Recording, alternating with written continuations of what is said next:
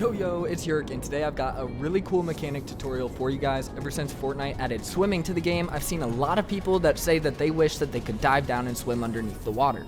Well, now you guys can with this super awesome mechanic.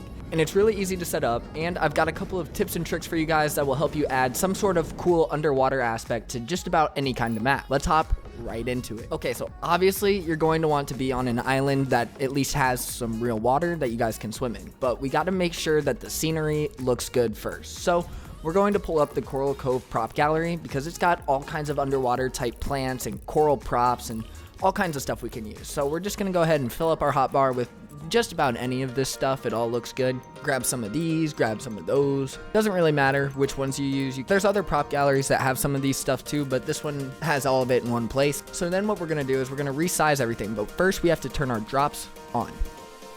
Then we're just going to resize everything, pull it out, and just kind of start placing it around randomly, and make sure you guys have grid snap off too, so that way you're constantly rotating it around and it's not facing the exact same direction, because that doesn't look natural. But see how I'm just kind of looking around and it's turning with me? That's because I have no grid snap on, and that's the way to do it.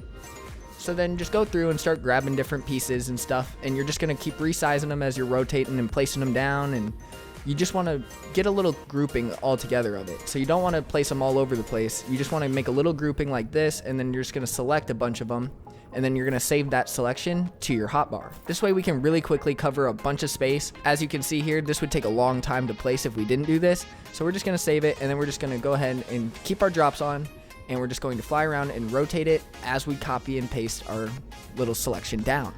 So we're going to spread it out all over the place and just make it look all kinds of wild. And as long as you're rotating and placing them down, it won't look so unnatural. But once you've covered up basically the entire area, you'll have something that looks like this from the sky, and I think that looks awesome. It looks like a real coral reef. Then we're going to grab out the skydive device. Now the skydive device, we're just going to place it down, and we want it to drop down almost all the way to the bottom, not quite. Then we're just going to go ahead and open up the settings, and we're going to set the height to make it so that way it almost touches the surface of the water. So for this map, I'm just going to put the height to 2.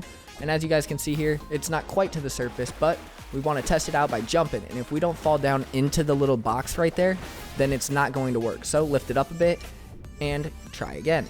Now, if you also notice that here, now I'm already in the box. Now we don't want that. We want to have to jump and dive down to actually make it work. So you got to just find the right spot. The right spot's going to be somewhere around here. But if I jump, we'll actually go down into the skydive device. But right now, while I'm just standing here waiting in the water, it won't push me in. So that's the perfect height that we want. So now we're going to go back to our skydive volume, and we're going to set the width and depth to 100. We're also going to turn the allow glider redeploy to no. Then just click OK. Now, if you actually just take this fishing device, this is a cool trick. You can just place a couple of these down in all kinds of different places. It doesn't matter where. You can use as many or as few as you want, but it's going to just add a little school of fish and give our underwater scene a little bit more depth and make it feel more realistic.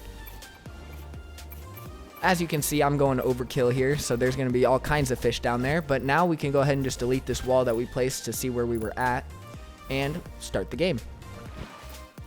As you guys can see, we're swimming on the water, swimming, but we can jump and dive down, and now we're completely underwater and we're diving underneath, and it's really cool.